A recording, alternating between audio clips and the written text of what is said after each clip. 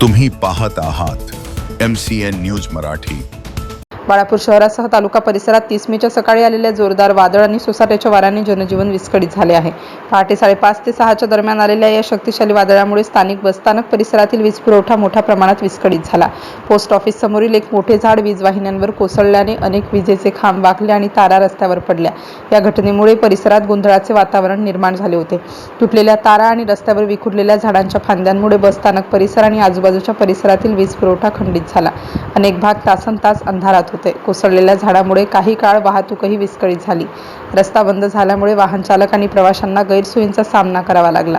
स्थानिक रहिवासी देखील घाबरले होते। माहिती मिळताच वीज वितरण विभागाचे पथक घटनास्थळी दाखल झाले आणि त्यांनी युद्ध पातळीवर दुरुस्तीचे काम सुरू केले। कामगारांनी तुटलेल्या तारा काढणे, वाकलेले खांब दुरुस्त करणे आणि वीज पुरवठा पूर्ववत करण्यासाठी अथक प्रयत्न केले।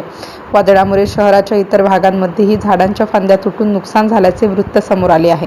दिलासादायक बाब म्हणजे या घटनांमध्ये कोणतीही जीवितहानी झाली नाही। प्रशासनाने नागरिकांना तुटलेल्या वीज तारांपासून दूर राहण्याचे आणि सावधगिरी बाळगण्याचे आवाहन केले आहे। MCN न्यूज मराठीकरिता शेख जावेद हाशम, बाळापूर।